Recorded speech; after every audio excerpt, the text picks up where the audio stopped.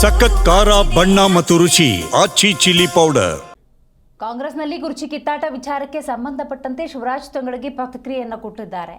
ನೋಡಿ, ಹಿಂದೆ ಕೂಡ ಕಾಂಗ್ರೆಸ್ನ ಹಲವು ನಾಯಕರು ಇದು ಪ್ರತಿಪಕ್ಷಗಳ ಅಪಪ್ರಚಾರ ಅಪವಾದ ಅಂತ ಉಲ್ಲೇಖ ಮಾಡಿದ್ರು. ಶಿವರಾಜ್ ತಂಗಡಗಿ ಕೂಡ ಈಗ ಇದೇ ವಿಚಾರವನ್ನು ಪ್ರಸ್ತಾಪ ಮಾಡಿದ್ದಾರೆ. ಬಿಜೆಪಿಯವರು ಮೊದಲು ಅವರ ಸಮಸ್ಯೆಯನ್ನು ಬಗೆಹರಿಸಿಕೊಳ್ಳಿ, ನಂತರದ ಸಂದರ್ಭದಲ್ಲಿ ಕಾಂಗ್ರೆಸ್ ಬಗ್ಗೆ ಮಾತಾಡಲಿ ಅಂತ ಶಿವರಾಜ್ ತಂಗಡಗಿ ಹೇಳಿದ್ದಾರೆ. ಬೆಳಗಾವಿಯಲ್ಲಿ ಮಾತನಾಡಿರುವ ಸಂದರ್ಭದಲ್ಲಿ ಬಿಜೆಪಿಯಲ್ಲಿ 3 ಅಲ್ಲ 100 ಬಾಗಿಲಾಗಿದೆ ಅಂತ ಕಿಡಿಕಾರಿದ್ದಾರೆ. ನಡೀತಾ ಇದೆ.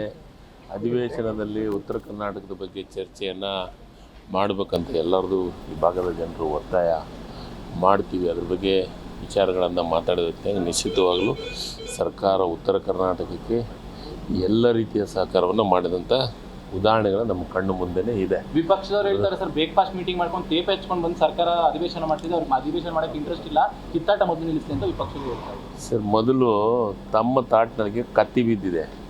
ವಿರೋಧ ಪಕ್ಷದವರು ತಾಟ್ನೊಳಗೆ ಕತ್ತಿ ಬಿದ್ದಿದೆ. ನಮ್ಮ ತಾಟ್ನ ನೊಣ ಏನು ನೋಡ್ತಾನೆ, ಆ ಕತ್ತಿನ ಸರಿ ಮಾಡ್ಕೊಳಕ್ಕೆ ಕೇಳಿ. ಮೊದಲು ತಾವೆಲ್ಲರೂ ಒಂದಾಗಿ ಬಂದು ಅಧಿವೇಶನದಾಗ ಭಾಗಿಯಾಗಕ್ಕೆ ಕೇಳಿ.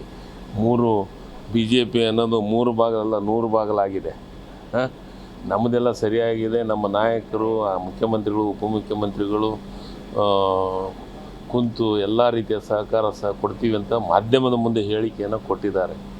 ಬಿ ಜೆ ಪಿಯವರಿಗೆ ನಮ್ಮ ಬಗ್ಗೆ ಮಾತಾಡೋಕ್ಕೆ ಯಾವುದೇ ನೈತಿಕ ಹಕ್ಕ ಇಲ್ಲ. ಅವರು ಮಾತಾಡೋಂಥ ಅವಶ್ಯಕತೆ ಇಲ್ಲ.